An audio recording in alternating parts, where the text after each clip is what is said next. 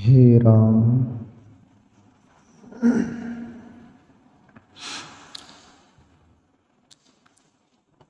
जब गुण को ग्राह मिले तब गुण लाख बिकाई।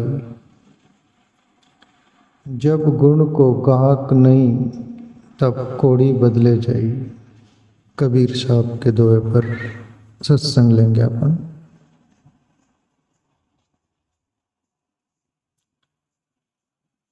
जीवन में कभी भी गुण लेने वाले लोग मिल जाए तो फिर वो गुण की कदर होती है, आदर होती है। और गुण की कदर आदर नहीं हो तो वो गुण वैसा ही हो जाता है जैसे हीरा हो। हीरा की कीमत कोई जानता ही नहीं हो।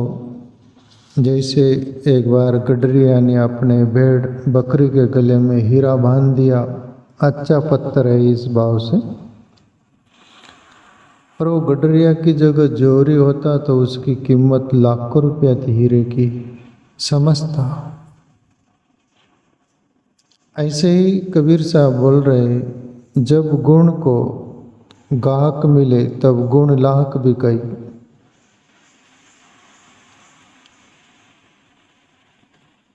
गुण ग्रहीता बहुत कम है दुनिया में, लोग अवगुण लेने वाले ज़्यादा। अवगुण को लेना नहीं पड़ता, वो लेवा जाता है चलते रास्ते।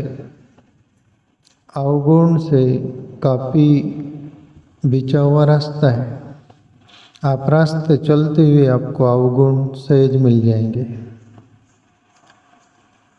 अवगुण की भरमार ज़्यादा है, उनकी संख्या ज़्यादा है, गुणवान लोगों की संख्या बहुत कम है। इसलिए जैसे सोने की दुकान होती वहाँ बहुत भीड़ नहीं होती, पर मछली की दुकान हो तो वहाँ ऐड करना पड़ता है विज्ञापन। शराब की दुकान हो तो वहाँ पर कोई विज्ञापन ऐड करना पड़ता है नहीं, पर सोने की दुकान के ऐड करना पड़ता है। चांदी की दुकान हो, ऐसी कीमती दुकान हो, वहाँ पर ऐड करना पड़ता है। क्यों? उसके ग्रहीता बहुत कम है।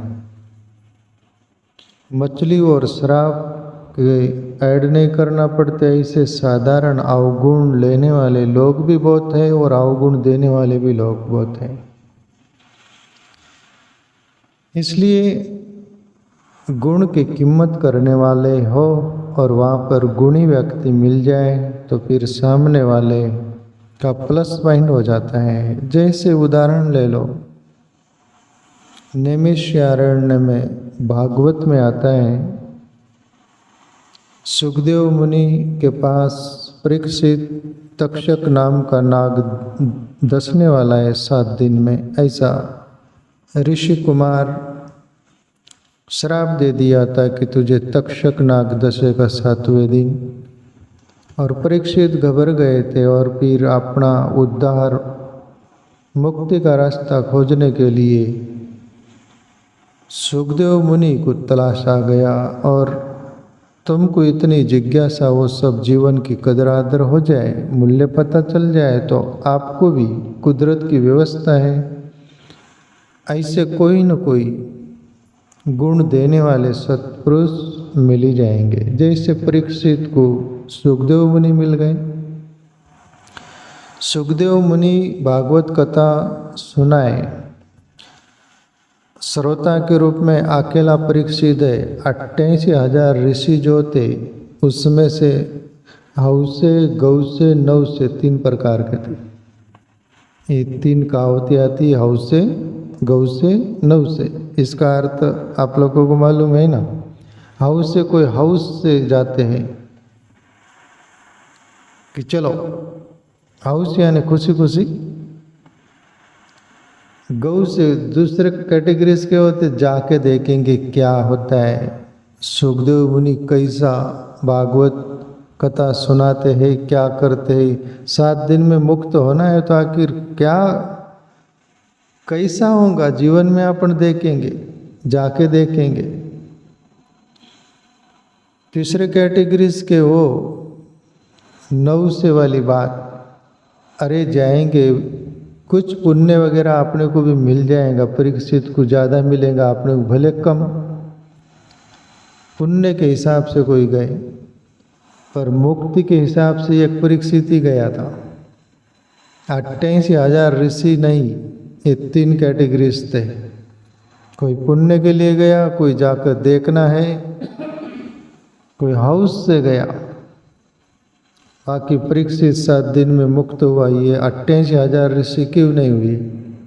क्यों? ये गुण ग्रहिता जैसा इनमें था नहीं। यही बोलना पड़ेगा, यही मानना पड़ेगा, और दिख रहा है। परीक्षित जिंदगी बदल गई कि नहीं? तो ऐसे गुण ग्रहिता परीक्षित जैसे सुखदेव मुनि को भी मिल जाए सत्पात्र, तो वो गुण 4 चांद लग जाते, वैसी जिंदगी मुक्ति की ओर अग्रसर हो जाती। कबीर साहब बोल रहे हैं, जब गुण को गाहक मिले तब गुण लाख बिकाई, उसकी कीमत लाख हो जाती है। कोई मूर्ख तुम्हारे सामने मिले और उसको आप ज्ञान दो तो वो बोलेगा आपका ज्ञान जान दे उधर, हमको ज्ञान से क्या लेना देना। ज्ञान तेरे पास रख, ज़्यादा कम करेगा तो फिर हमारे पास चलेंगे नहीं वो ज्ञान ध्यान की बात। जब गुण को गाहक नहीं तब कोड़ी बदले जाए। मूर्ख व्यक्ति हो, ज्ञानी मुक्त पुरुष भी उसको ज्ञान देना चाहे तो इम्पॉसिबल, वहाँ ज्ञान प्रवेश नहीं होगा उसमें। वैसे ही मूसलाधार बारिश हो रही और पात्र उल्टा है तो उसमें एक बूंद भी नहीं जाएंगी। बारिश का दोष नहीं, बारिश हुई और उल्टा पात्र था। ऐसे ही जिंदगी में देखने को आता है।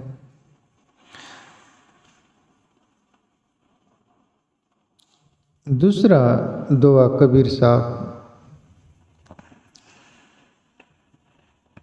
कबीर कहाँ गर्बियो काल गहे करकेस, ना जाने का मारिसी के घर के परदेश। कबीर साहब बोले कि तुम बहुत बचना चाहते हो और बचने के लिए इजाद तो बहुत करते हैं। एक राजा था, बहुत बड़ा महल बनाया, बंगला, और उनके गुरु संत थे, उनको अपने महल में ले गए बुलाकर। राजा दरवाज़ा एक ही रखा था, सब दरवाजे जो थे लॉक यानी बंद थे, एक ही दरवाजे से प्रवेश होता था अंदर।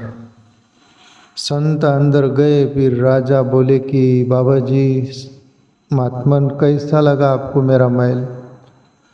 बोले अच्छा है, कब्र जैसा है।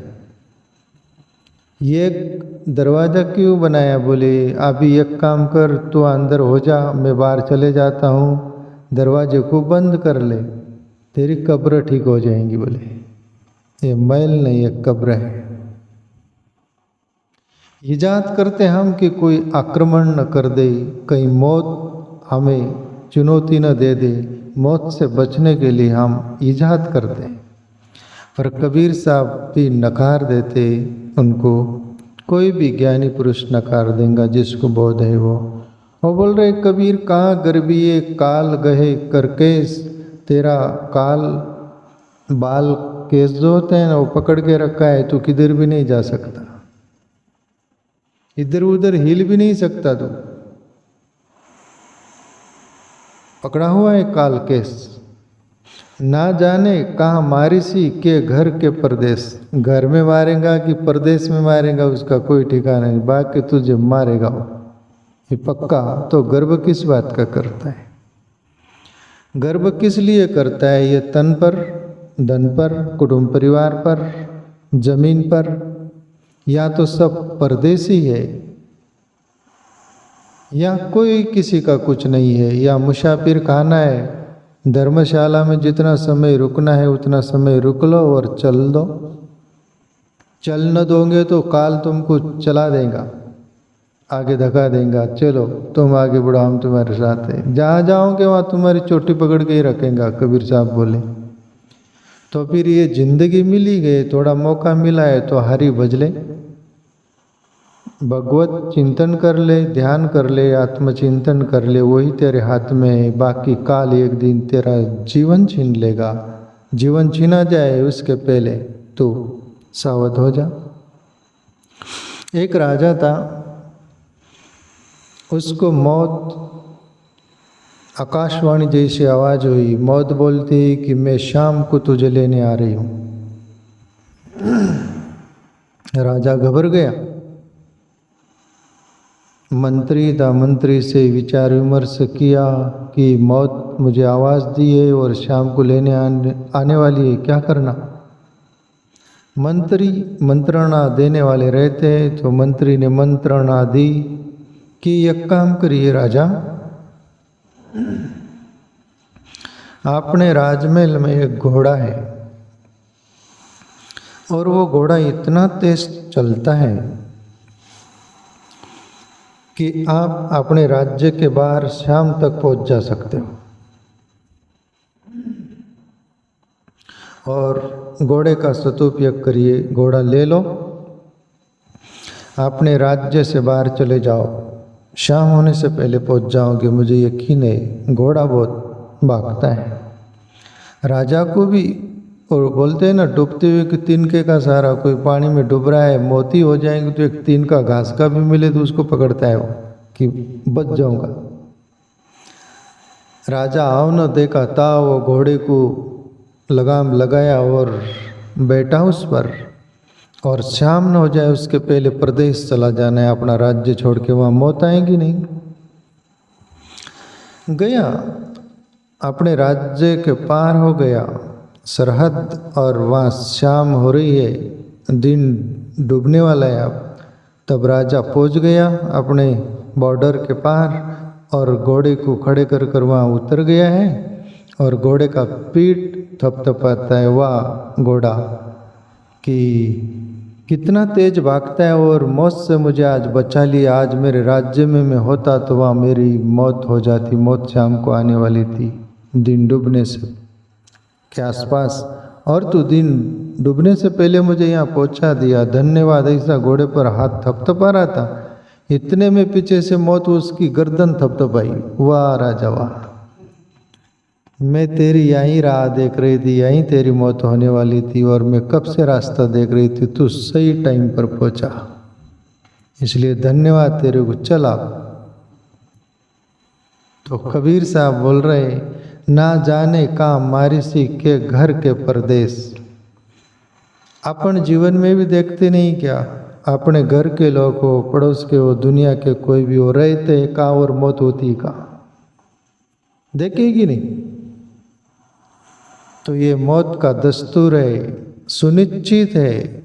जन्म होने से पहले भी तुम्हारी अपनी मौत सुनिश्चित है। मौत सुनिश्चित है यहाँ सभी, भले अनिश्चित बहुत कुछ हो सकता है, पर मौत सुनिश्चित हो सकती है। तो कबीर साहब जैसे महापुरुष अपने को सावधान करते कि हे मनुष्यों, मौत आने से पहले तुम्हारे हाथ में मौका है, साध लो। मौका हाथ से निकल जाएगा, फिर पछताओगे, क्या उसमें फायदा। तीसरा दुआ कबीर साहब बोलते हैं, पानी केरा बुध बुधा आस मानुष की जात, एक दिन छिप जाएगा जो तारा प्रभात। कबीर साहब बोल रहे, पानी केरा बुदबुदा आस मानुष की जात। बस पानी का बुदबुदा जो है ना, वो फूकता है, उसमें हवा घुस जाती है तो वो बड़ा रूप ले लेता है, आकार दिखता है। बाकी था पानी वो, पर उसमें हवा घुस गई तो आकार दिखने लग गया। वैसे ही तुम्हारे अपने अंदर वो अंतरात्मा हवा की तरह ही है, पर ये शरीर पानी का बुदबुदे जैसा है, और अपना परिचय शरीर से है, उस आत्मा से नहीं। हम शरीर को जानते मानते, शरीर तक सीमित रहता है हमारा जीवन, उसको ही सही मान लेते और जिंदगी मेरा मैं में बिता देते हैं। कबीर साहब बोल रहे, यहाँ तक सीमित नहीं। पानी केरा बुदबुदा आस मानुष की जात, एक दीना छिप जाएगा जो तारा प्रभात। जैसे रात होती, रात में तारे ऊपर निकलते दिखते हैं, पर सुबह होते होते ही आप सबका अनुभव है, अपन ऊपर देखिए आकाश तरफ तारे दिखते क्या? और तारे नहीं दिखते। निकले थे, रात का समय था, रात बीत गई, अभी दिन आ गया और चले गए, मान लो लुप्त हो गए, जैसे अब दिख नहीं रहे वो। एक दिन छिप जाएगा। ऐसा ही तू मनुष्य, तुझे शरीर मिला है और ये बस दिख रहा है, अभी तुझे भी दिख रहा है, तेरे अपने को भी दिख रहा है, सब दुनिया को दिख रहा है। एक दिन नहीं दिखेगा, ये सत्य है कि नहीं? तुम अपन देखते ही कि नहीं? देखते देखते ही वो शरीर कभी देखने को मिलता है क्या? जिंदा नहीं मिलता, मरा हुआ मिलेगा, वो फोटो निकाल लेते, मूर्ति बना लेते, वो अपनी इजाद है। पर परमात्मा ने बनाया था, उसमें चेतना डाली थी, चलता फिरता बोलता हुआ सोचता खाता पीता, वो दिखता है और भी चला जाता है। एक दिन छिप जाएगा जो तारा प्रभात। तो प्यारे मित्रों, ये जिंदगी जाने ही वाली है, रहने वाली नहीं है। बार बार कबीर साहब इशारा क्या करना चाहते हैं कि जिंदगी मिली है, कीमती है, इसमें हमने परमात्मा को खोजा है, अपने अंदर खोजा है। परमात्मा का जिन्होंने भी जाना उनका एक ही टोन रही प्यारे मित्रों, और ये सत्य है, ब्रह्म सत्य, ये झूठ नहीं है। वो ईश्वर परमात्मा तुम्हारे ये 5-6 फीट के शरीर में ही अनुभव होता है उसका। मैं भी बोलता हूँ मेरे थोड़े से अनुभव से, इस शरीर में ही मिलता है वो, इस शरीर में ही अनुभव होता है उसका। वैसा ही होता है जैसे मैं आपको देख रहा हूँ। ये बकवास नहीं है, मान्यता वाली बात नहीं है, ये जानने वाली बात है। देर आबेर होगी पर जरूर पता मिलेगा, वहीं पता है उसका। इसलिए जिन्होंने भी जाना तो जाए तुझा पासी परी तू जागा विसरला, तेरा तेरे ही पास था पर तू भूल गया। तो प्यारे मित्रों, और ये दुआ ले लें।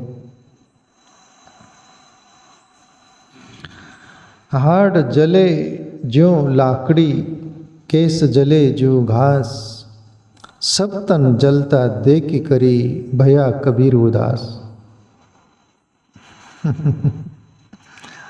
अपन उदास नहीं होते, अपन दुखी होते हैं। कबीर साहब जैसे उदास हो गए। उदास का अर्थ होता है अच्छे रे, अरे दिन निकला था डूब गया, देखते देखते डूब गया। शरीर कितना सुंदर था, देखते देखते चिता पर चढ़ गया और जल गया, जैसे लकड़ी जल रही है और घास की तरह बाल जल रहे हैं। देखते देखते सोने जैसी काया जल गई, कोई ना आया पासा, मन फूला फूला फिरे जगत में कैसा नाता रहे। हाड़ जले जस लाकड़ी की नाई, केस जले जस घासा, सोने जैसी काया जल गई, कोई ना आया पासा। जो तुम्हारे अपने थे सब मेरा मेरा करते थे, जला देते। बांस और टोकर जो होता है वो तुम्हारे मस्तक पे मार देते 2-3, जा अब तेरा काम हो गया। हाड़ जले ज्यों लाकड़ी, केस जले ज्यों घासा, सब तन जलता देखी करी, भया कबीर उदासा। या सभी चले जाता है प्यारे मित्रों। सर्वैक सयांता निश्चया पतनांता समुच्चर्या, संयोगा विप्रयोगांता मरणांतम च जीवितम। कोई ऋषि बोले सर्वैक सयांता निश्चय, या जो भी कुछ है उसका अंत सुनिश्चित होता है। सर्वैक सयांता निश्चय पतनांत समुच्चर्या, करीब या पतन होता है। सबका शरीर का बोल दो कि जो भी कुछ तुम्हारे पास है। संयोगा विप्रयोगांता, संयोग होता है फिर उसके पीछे वियोग होता है। ये अपन मिले अभी बिछोड़ जाएंगे। वो वियोग संयोग विप्र योगांता मरणांतम च जीवितम। जो जन्मा है उसका भी शरीर की मौत सुनिश्चित है, और जो शरीर मर गया कोई न कोई दूसरे शरीर लेगा, वहाँ पर उसका जन्म होगा। ये व्हील चलते रहती है, चक्र चलते रहता है। पर इसमें एक फैसिलिटी है, हरि भजन ध्यान साधना करके मैं कौन हूँ उसको अपन जान सकते हैं। इसकी ओर ही सद्गुरुओं का इशारा रहता है प्यारे।